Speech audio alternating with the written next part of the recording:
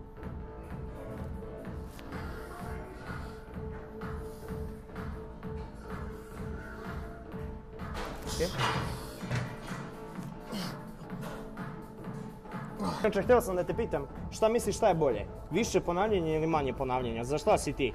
Za manje ponavljanje. Dobro, ali kako bi čovjek više napredovao, na primjer, u teretani, da ako bi ja, na primjer, uzeo ovo i radio, ne znam, stalno manje ponavljanja ili kad bi radio neke kružne treninge sa što manje pauze?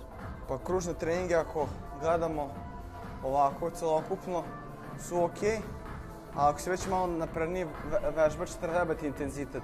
Šta god ti radi, da li noge, ruke, leđa, grudi, šta god, treba ti tu intenzitet. Tako da ja sam više za manje ponavljanja i više kila i to je to. Da. Nema šanse. Kad bi sad mogao da biraš samo jednu vežbu koju bi radio cijel život, koju bi izabrao? Teško pitanje, brate. Ali čekaj, da li to na primjer se vodi na teretanu ili ako... Ne, bilo šta. Bilo šta? Brate, čuč. Ja bi igrao folklor. Kako? Ja bi igrao folklor. Ti bilo Šalim se. Inače, da li bi ti trenirao da si jedini čovjek na ovom svetu i da nema nigde nikoga? Da li bi ti uzeo i trenirao? Da, zato što to me održava me normalno, bukvalno. Zato što čim ne treniram par dana, već osjećam da sam psihički slab, da sam nervozan, da nemam energije, da nemam tu disciplinu jer ovo postao deo mene. Znači nije postao samo postao deo rutina, postao deo mene, znaš, tako da sigurno. Ja jednostavno osjećam da me hvata neka kriza i posle nekoga, ako ne treniram 1-2 dana, osjećam se nekako slabo. Pa isto, postajem nervozan, postajem onda imam višak energije, moram negdje to da istošim, da potrošim, moram. Da li misliš za sebe da imaš body dysmorfiju, da si uvek koliko god se napucavao i koliko god vežbao, da li misliš da je to jednostavno uvek loše? Da li misliš da uvek može bolje i da li ti to nekako smeta? A znaš kako, to je malo kontradiktorno sad kad ti to gledaš tako, kad ti to postaviš pitanje, zato što, na primjer, ako bi tako gledao, onda bi svako imao body dysmorfiju, zato što, zašto onda, na primjer, trenirati? Zašto, na primjer, onda ima ljudi koji rade bodybuilding? Zašto, na primjer, onda težiti ka nečemu i reći uvek može bolje i, na primjer, kako se zove, i reći zašto nisam zadovoljan sa trenutnom formom, na primjer to. Eto, to je sad, na primjer, pitanje za razmišljanje. Ja smatram da svako ima body dysmorfiju, sad u kojoj meri to je...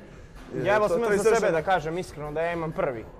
Jer jednostavno koliko god vežbao, meni nikad nije dosta. I uvijek ću sebe vidjeti kao nekog slabića. Da, pa isto, pre sam imao više to izraženo nego sada. Sad sam okej, što bi rekao samim sa sobom, okej, ali u nekoj meri uvijek prisutan. Da li sad zavisi, razumeš, i kod koga i kod šta, a kod mene je manje nego pre što je bilo, sigurno. Zanima me samo jedna stvar kod tebe. Da? Da li možeš da vežbaš kući sam ili ti je potrebno da dođeš ovako u teretanu i da jednostavno vežbaš u teretani ovdje? Pa vidi, pre sam trenirao kod kuće kad nisam ni počeo treniram u teretani i kad nisam imao ni para za teretanu. Sad ja to pošto treniram u teretani, to je po meni opet moje privilegije, da ne možeš da plaćaš i to sve, članarinu. Smatram da ja ne mogu u mojoj sobi, u mojoj kući da treniram, jer trebam opet, kako se zove, ja sam povezao dolazak na posao sa treningom. Odnosno, meni posao u teretani, tako povezam te dve stvari zajedno i meni je, kad uđem ovdje, ja sam već isključen, znam šta ću da radim i to automatski povezam sa treningom, znaš. Sad kad bi to radio kod kuće, to ne mogu, to je sasvim nešto drugo povezano, znaš. Jedna navika povezana s drugom, tako da meni već ovdje navika da treniram i s time sam povezao. Sad kad razmišljam, jednostavno, jako mi se sviđa tvoj odgovor na ovo pitanje. Znaš zašto? Zašto? Zato što sam te pitao jedno pitanje gdje sam ti postavio da li bi vežbao da si sam na ovom svetu. Jer da si rekao vežbao bih, a da bi rekao da ti je potreba neko da imaš u teretani, onda to tvoje pitanje ne bi bilo istinito. Da. Eto, više nisam ni skontao uopšte. Da. Nisam ni obraćao pažnju. A dobro, eto, lepo pitanje. Ovo je najbolji da vide. Definitivno. Da. To bi bilo to. Nećemo dalje da kvarimo.